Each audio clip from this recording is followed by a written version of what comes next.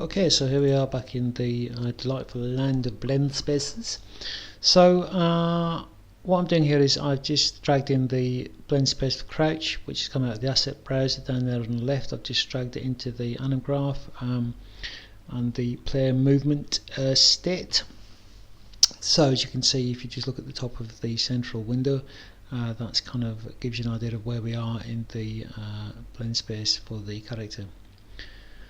Okay, so I've just double clicked on the crouch to make sure we've set up the initial fact that the actual crouch blend space as a whole is reading from the speed and direction variables,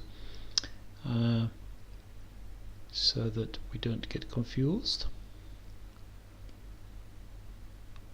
Okay, so we've got a transition going between crouch and walk, from walk back to crouch. So I'll just click on that.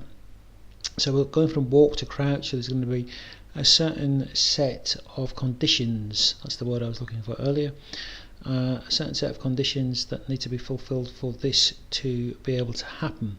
So first of all, let's get our speed variable, and if it's greater than 0, see if I can type today. And so there's a couple of values need to be fulfilled. That's what the and is for. So we want to fulfill these conditions before we can enter the transition state from walk to crouch. So we've got the crouching variable. So if crouching, so if the is crouching button is pressed and speed is greater than 0, then we are moving into the crouch state. So it's giving me errors down the bottom, which, well, not errors, warnings, which is very useful because that's telling you the transition state you haven't set up. So this is crouch to walk. We've grabbed the variable again, we've got the is crouching value.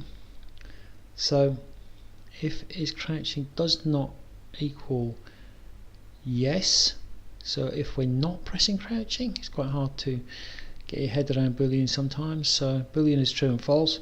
And so if that is not true, then we can enter transition between crouch and walk. Okay, so that makes sense. So if we're not pressing crouch, we can enter walk, I believe is what's happening. Okay, so again, both of those values need to be correct to enter the transition state. Obviously you don't want to confuse yourself by adding 7,000 links between all of the nodes like I just did. Make sure that's turned on. Okay, so if crouching is not true, yeah, that's fine. Okay, so tick means true for a Boolean. Right, I'm kind of guessing that's okay. Let's keep going. Yep, that's fine. Okay, so this video is specifically about the crouch state.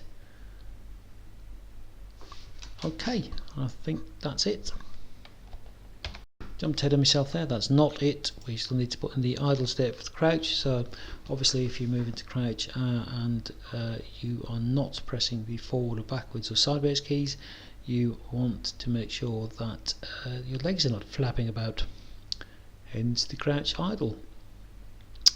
So we've got the transitions in place again there from crouch to idle.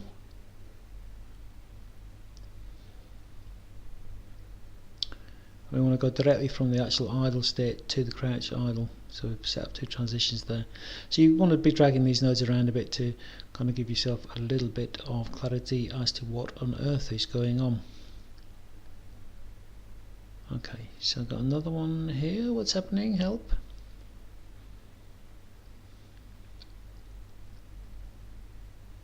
Right, I'm just trying to move it.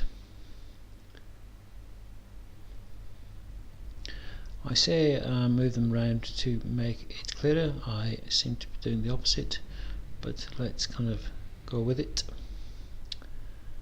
Okay, I think I'm attempting to match up the I am attempting to match up the way they've laid it out in the official Unreal documentation, so you can refer back to that if you are confused, which you probably probably will be. So if you look at the warnings again there, it's telling you the transitions we haven't set up. So this is idle to crouch. Sorry, this is normal idle to crouch idle. So if you're pressing crouching, you can enter the transition. Okay, that seems quite simple. So idle to going from crouch to the normal idle. So I presume if you're not pressing the button, you can enter the transition. Let's have a look. And not moving at speed as well, I presume. So probably need to check whether we're pressing the button, which we're doing, and then check that we're not moving, which will be a speed check. Okay.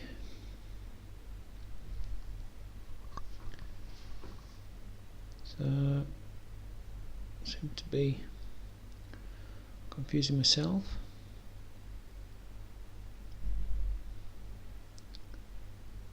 Okay.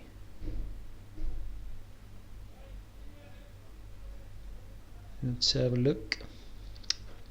Right, so yeah, I'm just making sure that I've set up the initial blend space for crouch, so that it's reading from the speed and direction variables. Actually, this isn't the initial blend space for crouch, so this must be, sorry, this is crouch to crouch idle. So let's see what exciting variables we have in store for us here, conditions we have in store for us here. Okay, so speed is equal to, and so it's checking 2 booleans here, and then if the conditions are both met, then it will enter the transition. So if crouching, so if we're moving crouch to crouch idle, yeah, so crouching has to be true, and speed has to be 0, because you don't want to move into idle when you're moving. So just need one more to go, I think. So it's crouch idle to crouch. So that's quite helpful. The fact it's giving you warnings. Without them, you may forget which ones you've done and which ones you haven't done, so that is really useful. Okay, so we're getting the speed and we're getting that it's crouching boolean. So if the speed, what we're doing, idle to crouch, so we want to make sure again that your speed is 0.